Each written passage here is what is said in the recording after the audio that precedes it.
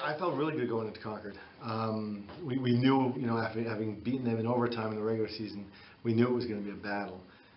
The week leading up to Concord, Tuesday was flat. Tuesday was one of our worst practices all year, and I kind of exploded on the team in a team meeting. I did. And it sent a clear message. Wednesday was practice was fantastic. Thursday was great. And Friday's walkthrough was crisp. So I felt really good going to Saturday's game. We started out, you can't start out much better than that with the turnover in the first play. But I was very excited about going into it. I mean, I was a little nervous just because I know the stakes, but we were jacked up all week, and I knew as long as we executed, we would be successful. So I was still nervous, but I knew we could get the job done.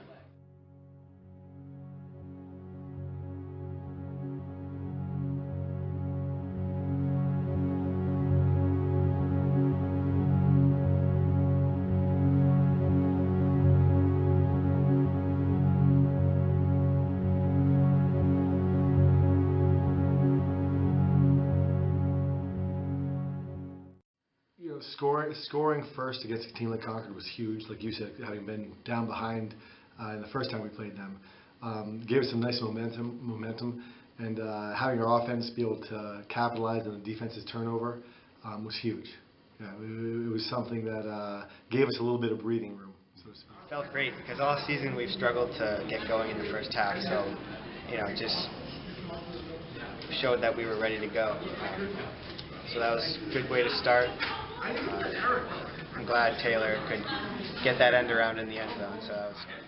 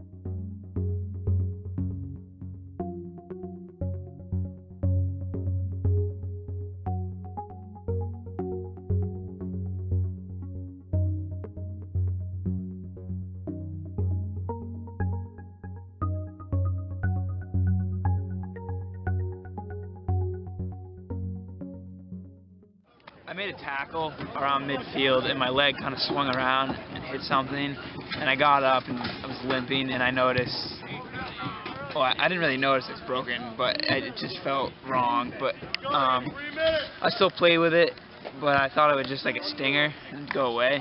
But and then on the next series I dropped back to pass and then definitely made it worse, and something popped, and then I stayed out for one more play and that was it. I had to come out. I was going, that's not good, because I saw him get hurt, and he called the play again for the next play, and he limped under center, and I knew that right away that he was injured. And then the next play he got hit again, and he said to me, my leg's broken. And so obviously I panicked for a second, but then I realized that we have depth at that position. Tyler can get the job done, and it's a big loss, but we'll overcome it. It was a little scary at first because he's been a big part of our team this year, obviously, both on offense and defense. So just not having that was a little bit scary. But I knew that our team would be able to step up and fulfill. I knew I could fulfill the quarterback, and I knew Tucker could step in and fulfill the defense. When he came out, we knew he was limping. I talked to Mike numerous times this weekend. He's still not even positive when it happened. I think he has a rough idea. But he stayed in for a few plays afterwards, kind of limping around. He's such a competitor and such a warrior that when he came out, I knew something was wrong.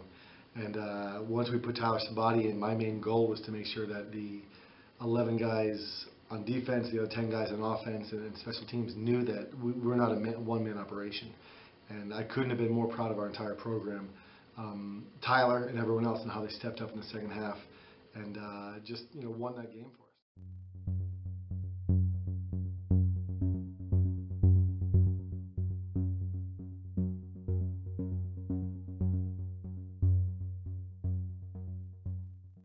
didn't really hit me until I came off after the first drive, and Mike had told me like I broke my ankle. I expected, because I mean he's come out for plays before, and just a couple plays and go back in. But I mean, yeah, at first it was really nerve-wracking, because this is a big playoff game. We need to win this game, and quarterbacks who's been playing all year, I haven't played quarterback all year, and have to step in and fulfill that. It was really nerve-wracking, and it didn't really set in until after that first drive. I can't say enough about Tyler. I mean, the pressure's on him. I told him at halftime, I said, you've got about 99% of the people here now that expect you to fail, expect us to fail. And when I said that to him, he didn't shy away. He just looked me right in the eyes, and he said, and I said, we're going to win the game. And he said, I know, Coach. I can't say enough about how proud I am of him and the entire program. It was pretty difficult, especially because he's been our leader the whole season, and he's been making stuff happen. But like with the whole emotional thing, I don't really think anybody they didn't really see it coming. But like up until from that moment till halftime, I don't think like there was like it was just like kind of like a state of shock for our team, because like our leader went down, and then we had to just kind of like next man in, and we had to just kind of pick it up. But luckily for us in the second half, something just came over us, and then everybody was just like emotionally like the most intense I've ever seen this team. So I think we found it within ourselves to like come over the blow to Mike, and then just like we were just like we have to get this win for Mike, especially because he went down.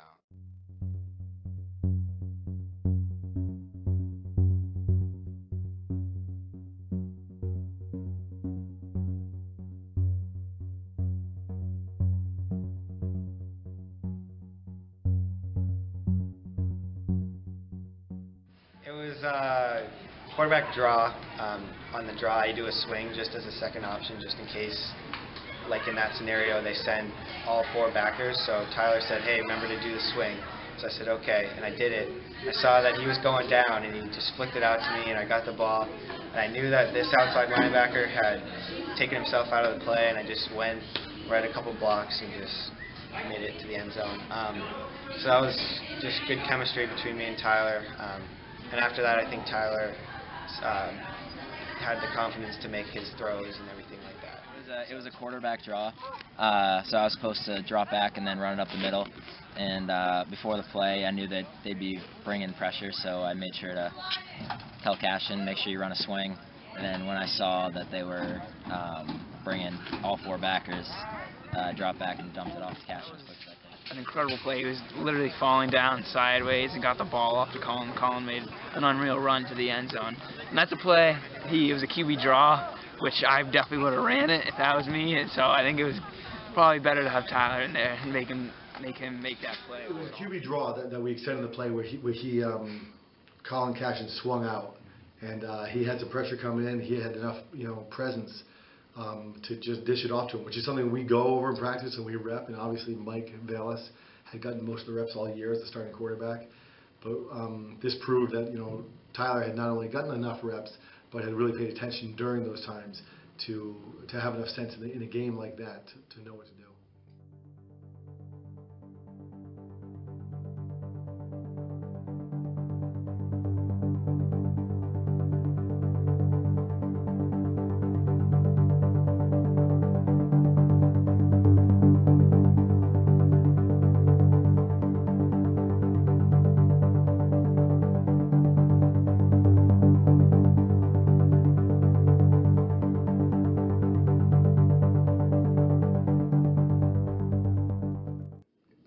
As a whole unit, I think we've played the best we ever had. I told my defense after Mike went down that we are going to be the reason why we win this game, and we have to step it up.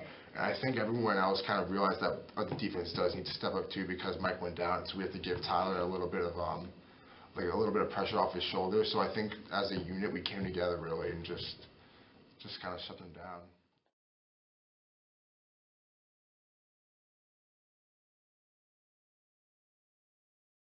After we won the game, everyone, myself included, thought we were playing in BG. The following morning, I got a huddle request from BG. I had sat down at the computer to send the request myself, and when they sent it, I said, all right, well, this must be official. And then I saw an article in the Union Leader mentioned that we're playing BG. And then it was sometime late afternoon, early evening yesterday that I started to hear rumors about the Post on the NHI website saying that we're playing Exeter, and then that was taken down later in the evening. So the past 24 hours have been crazy. I found out just about an hour ago, a little less than an hour ago, they were playing Exeter. I'm excited. You know, to be honest with you, it's one of those things where we're in the playoffs, you know, we're in the semifinals, and I'm not saying, hey, we're here and we're good. Our goal is to win it all. It changes what we do now, because I spent about 4 hours yesterday breaking down film on BG. So we'll have a longer coaches meeting today after practice. But you know, the guys, they've just got to realize that, you know, we beat Exeter once. They're a very good team. They've gotten better.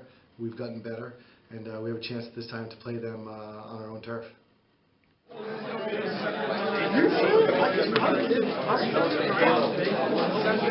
I don't think it's What you thought after our game when we were playing BG? Okay? Why did we think that? We thought that because that's the seeding we thought we were at. That's what the union leader posted. That's everything our friends and family, everyone else has said. That's everything that every reporter I talked to in the state, I've talked to a lot of the past 24 hours, thought. Okay? Here's the deal, and it didn't hit me until right now. I found out at 2:30 that we're playing Exeter. A lot of the coaches and I spent a lot of time yesterday breaking down film on BG. All right? Shame on us once again for thinking, hey, let's get BG. Why? Easy road, right? That's it. Shame on us. Okay? We got to accept the fact we can close that door, Coach. We have faced adversity all year, guys. Okay? Mike Thomas. Okay? Eric Sabian, Jacob Bauer, Mike Bayless. You mentioned broken bones. We faced adversity with concussions, with other sicknesses.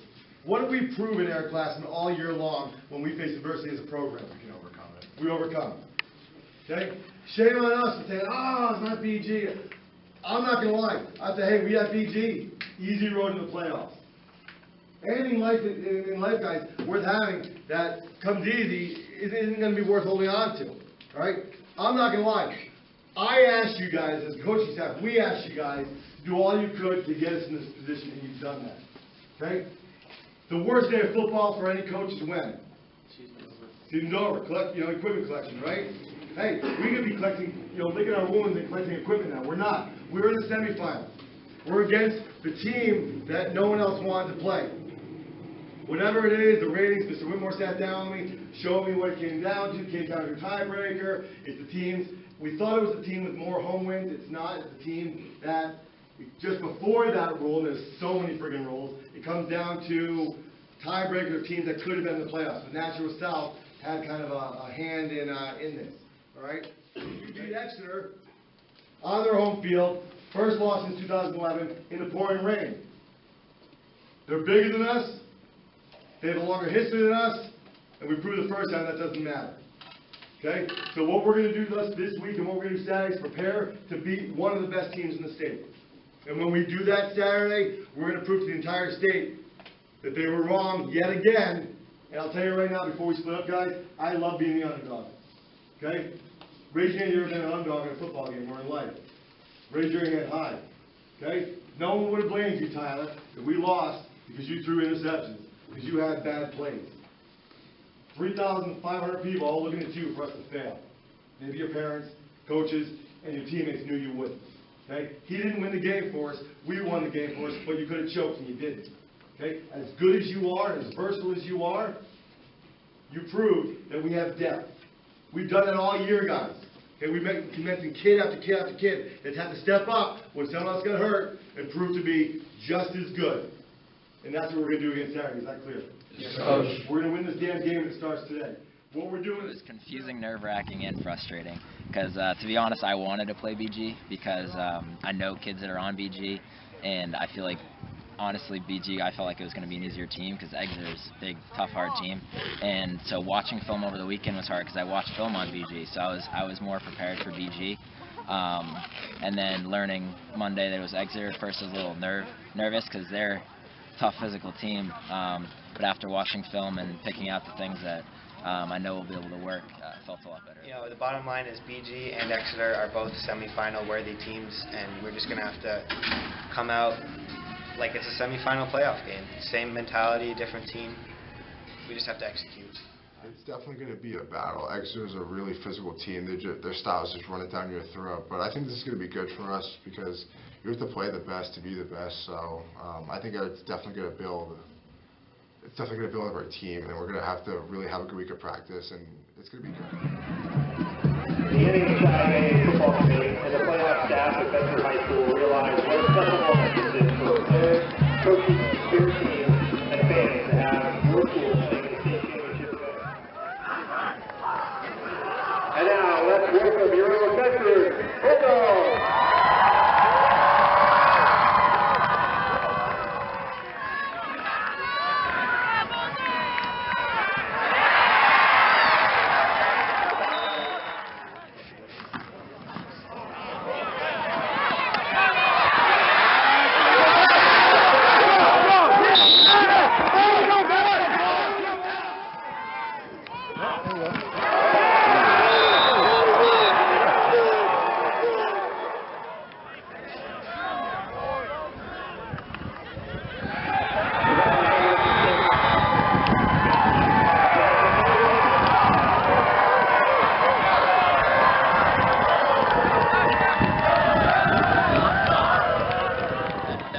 For sure.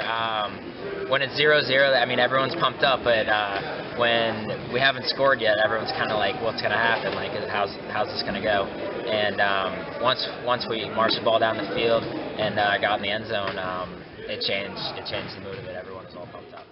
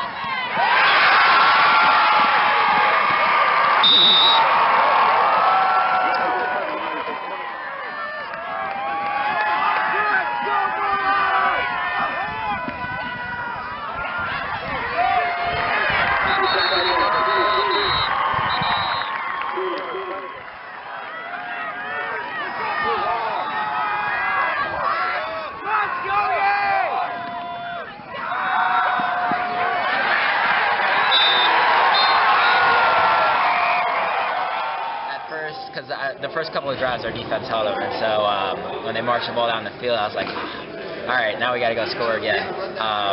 But I knew that our offense would be able to do it, and then I knew after we scored again that our defense would be able to hold the rest of the game. So. I just knew we had to limit them. And I knew that the way their offense is set up, that they're not going to strike quickly. So I knew we just had to limit those drives and keep them out of the end zone as much as possible. But I knew they were going to do that at least once. So. Yeah, on Exeter's touchdown drive, we knew our guys were getting gassed. You know, it was hard to get them off the field, and Exeter was doing what Exeter does, moving the ball 3 or 4 yards at a pop and just being physical. Anytime Exeter has the football, you have to be concerned as a coach, because that's what they do. They win a lot of games 13-7, 13-0, you know, 14-7, and they do eat up a lot of the clock.